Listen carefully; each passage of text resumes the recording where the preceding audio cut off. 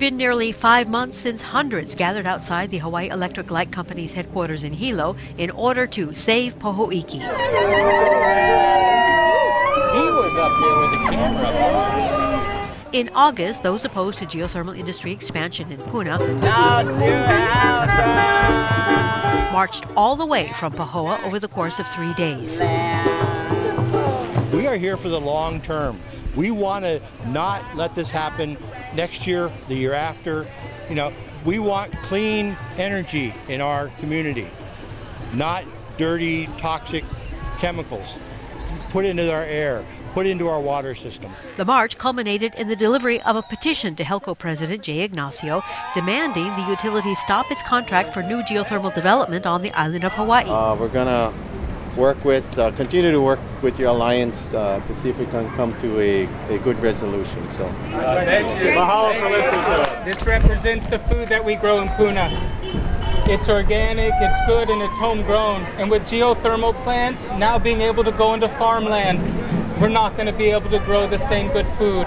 And this is from people of Puna to you. It's not HELCO against Puna.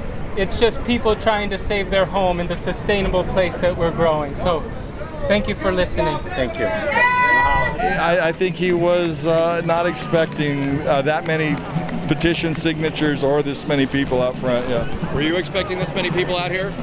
I was, and I was hoping for even more. Robert Patrici is one resident who's lived with the geothermal industry in his backyard, and he has documented the rocky start the industry has had on Hawaii Island. This is the HGPA power plant here. It went online in 1981, and from the very beginning there were problems in the community. I lived there, and it made us sick immediately. And we complained, and we could get nothing. We were told that it was psychosomatic, we were imagining it, and that the steam was safe, and there was nothing wrong with that.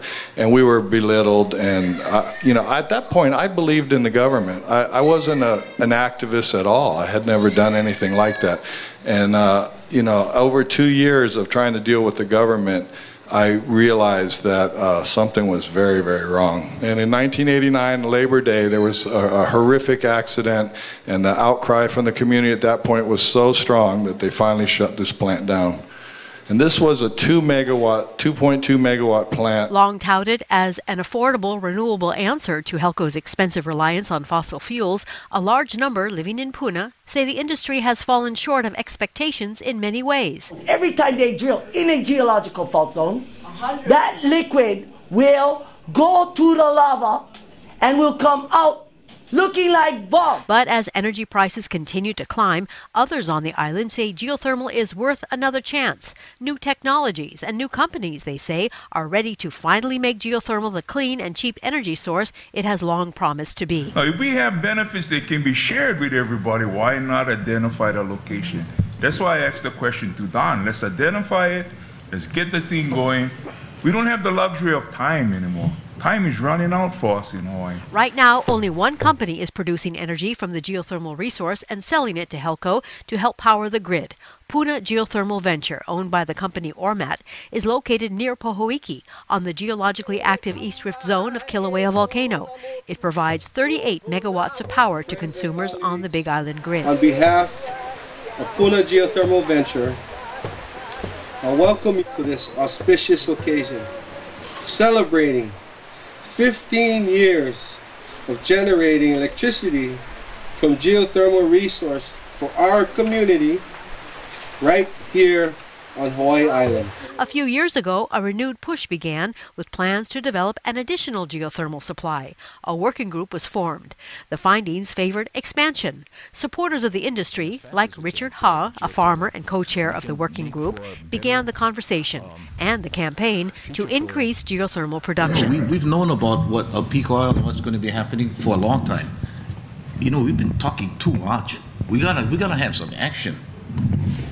beginning on the big island of Hawaii. Lawmakers got on board. We're going to be building a world-leading sustainable economy standing on our people's history of self-sufficiency in both food and energy. And promised to pave the way by easing environmental regulations to hasten development.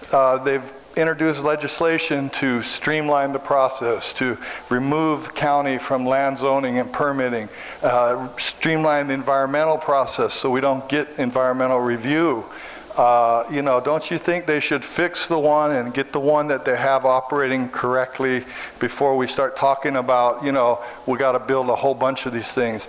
This BGV power plant, between 1991 and 1999, there were 19 declared civil defense emergencies at that power plant. And then since then, 1999, really hard to get information. But Tom Travis from Punapono Alliance recently was able to get a list of releases. And this is a list of releases since 1999 at this power plant. And there's lots and lots of them. A number of laws were passed that circumvented safeguards, stirring Puna's population to action. Same thing. They have never answered the questions or the concerns of what the impacts were. All the way to the whole, to me, the most important for Hawaiian is how it's sacrilegious toward our beliefs and how government can allow to alter the theologies of religion. I'm a veteran. I fought for all religions. And I expect mine to be treated the same with some respect, or at least do a study to show that geothermal is not an impact in the theology of beliefs. Until they do that, I'm against it. And nobody over here is out for destroying Puna. The debate became politically charged during the election year. I don't believe anybody here out for destroying Puna. If it's for profit, yes. If it's for profit, yes. But by the time the campaign dust settled, an independent fact-finding study group had been formed, tasked with creating a geothermal public health assessment. However, by that time, HELCO had gotten on board with a call for more geothermal. In February of 2013, the utility issued a request for proposals, or RFP, seeking to add up to 50 more megawatts from developers. The prices would not be tied to the cost of oil to help lower electricity costs for customers. Puna's people took to the streets. There's power greater than HELCO that want to transform this area into an industrialized park area. And we live here. They don't. They live in New Zealand or in Nevada or in Honolulu, right? They don't live here. You know, it's really easy to point on a map and say, let's do that here, not thinking that their people live there. And we live here, and we're going to show them. Well, it's time for us to believe who we are. By then, the draft of the Geothermal Public Health Assessment had been completed, and demonstrators came armed with the findings.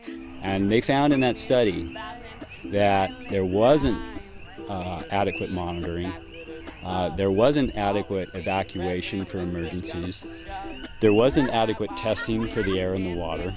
The document stated that Puna's public health profile is unclear in the shadow of the industry and that health studies are needed. The document recommended that the county undertake a comprehensive health effects study, conduct a meta-analysis of hydrogen sulfide, and establish a better monitoring system. It also said the county should evaluate geothermal effects on drinking water and the nearshore ocean environment. The results of the assessment became Puna's chief argument for a delay in awarding the RFP. It doesn't sound like he's going to withdraw the contract, but we asked him to consider a moratorium, and I think he is going to think about that, and we're going to talk about that some more. So hopefully we can get at least a moratorium on the RFP until the health study is completed. We spoke to HELCO President Jay Ignacio immediately after the demonstration. They had expressed a desire to put a moratorium on the RFP, to delay the RFP until the results of that.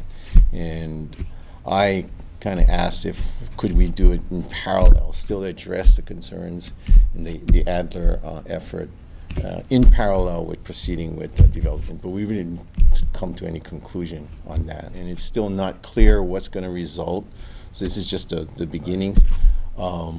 What we put in our request for proposal is that any developer selected or any developer that proceeds needs to comply with all regulations, laws and regulations, and that's how we capture complying with public health. We're still evaluating what makes sense with respect to additional geothermal energy. We went out with the request for proposals. We've got some proposals, and we're doing the evaluation.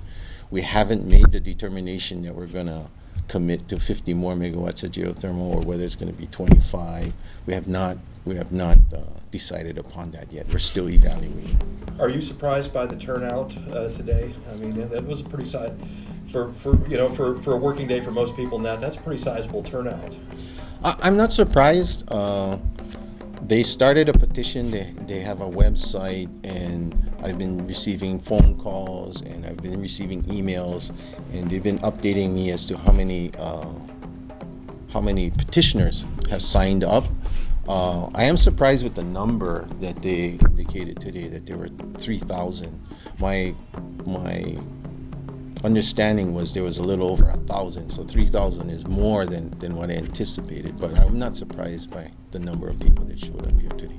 Right, now by 3,000 you mean 3,000 signatures on the petition, because right. Probably 200 to 300 people outside by the looks of it. Right, so and as of this weekend, I learned that I think there were over 1,000 people who had signed up, at least the electronic petition. And then I was receiving voicemail messages, and I was listening to all the voicemail messages. So I wasn't surprised that we had a large crowd here today. Ideally, we'd like to be able to get geothermal energies to help reduce the cost of electricity on our island and still maintain reliable service. But we also need to address the public's concern, and we certainly need to do geothermal energies in a safe manner.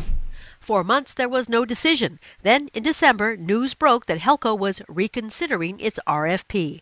The company announced that, quote, after careful review of all geothermal bids, Hawaii Electric Light has determined that none of the submitted bids sufficiently met both the low cost and technical requirements of the geothermal RFP, end quote. Helco said they are working with an independent observer to develop a new request that will be sent to the bidders. Helco said the new request will give the bidders the opportunity to provide additional information so that Helco can make an informed decision that is in the best interest of customers and residents and also meets the goals of the geothermal RFP. Patrici saw the news as a victory, calling it, quote, a win for decentralized, dispersed, and truly renewable power, end quote. And we haven't heard the last of the geothermal public health assessment either.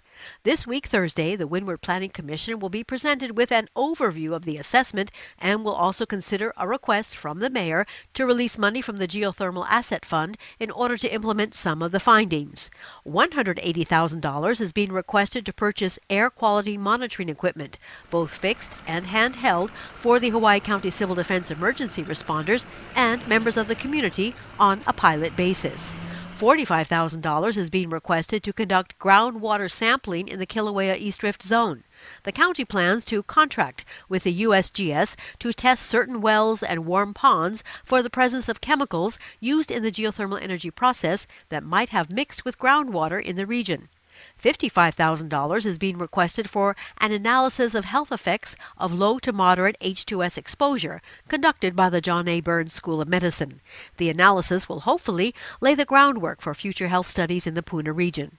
$27,500 will be needed to do a comparative analysis of hospitalization and emergency department visits for Puna residents. And finally, $25,000 is needed to conduct an enhanced Level 1 environmental site assessment on the former HGPA Brinewater Pond sites to see if there are any hazardous materials that may be in the ground as a result of the early years of geothermal development. The commission meets at 9 a.m. on Thursday, January 9th, in the Aupuni Center Conference Room at 101 Pauahi Street.